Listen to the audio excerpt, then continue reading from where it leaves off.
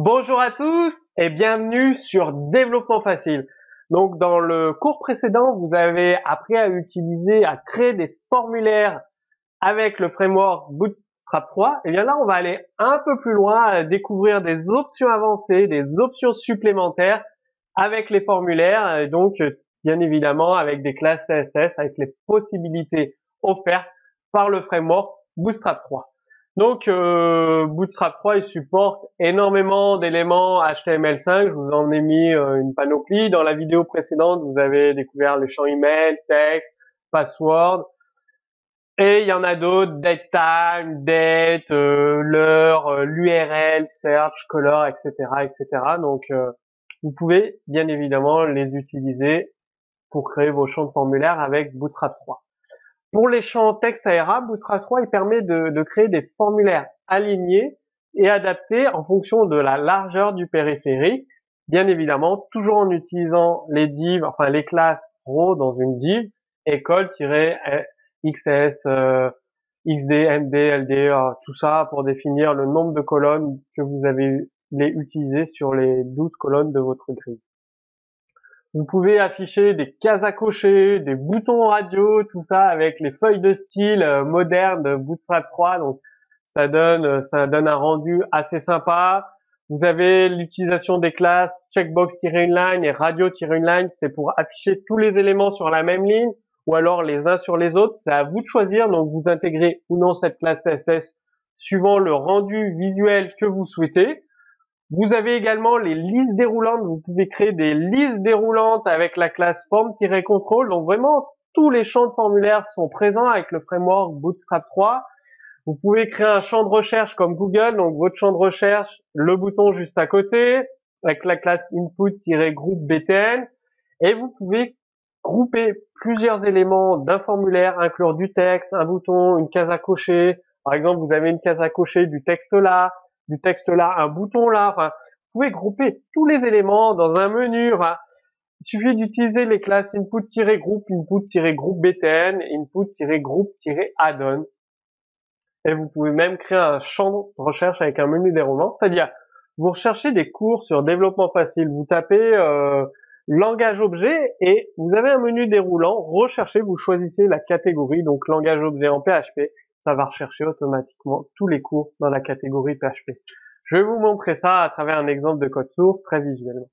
Vous pouvez utiliser les options supplémentaires avec les éléments d'un formulaire, c'est-à-dire pour mettre des champs obligatoires, afficher des messages informatifs à l'utilisateur, toutes ces options supplémentaires dans les formulaires qui mettent beaucoup plus d'interactivité avec l'utilisateur. Passe tout de suite à l'exemple de code source. Donc, vous avez vos différents formulaires et on va voir ensemble ce qui est possible de faire. Donc là, le code JavaScript, ça fonctionne toujours avec jQuery. Par exemple, ici, on va saisir un mot de passe. Voilà. Et automatiquement, ça met à jour. Donc, quand l'utilisateur il clique, donc il presse sur des touches au relâchement de la touche, ça récupère le nombre de caractères que j'ai saisi, donc 4. Si c'est inférieur à 4, on affiche un message en rouge avec la classe error. On ajoute une classe, on supprime l'ancienne classe et on ajoute une classe CSS error. Donc j'en saisis un peu plus. Avec une sécurité moyenne, on enlève l'ancienne classe CSS, on ajoute la nouvelle classe CSS warning. Et sinon, supérieur à 10, on supprime l'ancienne classe CSS et on ajoute la classe CSS success. Bien évidemment, c'est un algorithme très simple. Après, ce sera à vous de compliquer. Est-ce qu'il y a des majuscules? Est-ce qu'il y a des minuscules? Est-ce qu'il y a des caractères spéciaux? Et en fonction de vos critères, vous changerez la classe CSS pour avoir mot de passe pas très sécurisé, mot de passe avec une sécurité moyenne, mot de passe avec une sécurité forte. Et on peut même rajouter mot de passe avec une sécurité très forte. Donc, si on regarde le champ, c'est ici votre mot de passe, le label, l'input et un champ avec le message informatif. Donc, si on l'enlève, on aura un message informatif. Votre mot de passe doit comporter minimum 8 caractères avec un message d'aide pour l'utilisateur. Donc, ça, c'est pour le champ de mot de passe. Après, je vous ai dit, vous avez des messages informatifs, success, warning, as error, email incorrect, votre prénom validé, attention aux accents, pardon, votre identifiant est correct. Et vous avez également le texte ARA que je vous expliquais. Alors il est où? Donc le formulaire vertical, vos connaissances actuelles. Donc ça c'est le texte ARA, tout simplement, avec une adaptation automatique de la taille. Pourquoi, à votre avis, pourquoi? Ici, 12 colonnes sur un périphérique mobile, sur une tablette la moitié, 6 colonnes, sur un ordinateur de bureau, 4 colonnes, donc 4 colonnes sur 12. On va prendre la moitié avec une tablette, la moitié, et la taille complète sur un smartphone.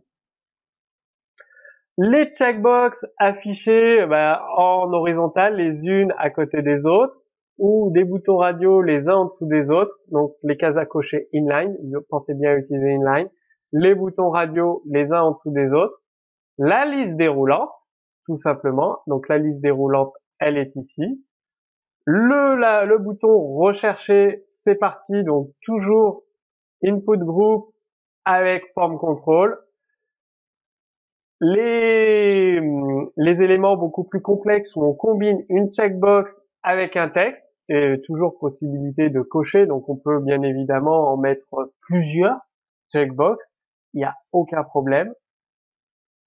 La zone, l'élément recherché en choisissant une catégorie, toujours vous avez une liste, donc ULLI, vous allez tout le temps les utiliser, vous allez énormément les utiliser avec le framework Bootstrap. De toute façon, ça utilise toutes les balises HTML5, les anciennes balises HTML, avec toujours des classes CSS, donc drop-down menu pour dire qu'il y a un menu, un séparateur, et après les href pour lancer la recherche.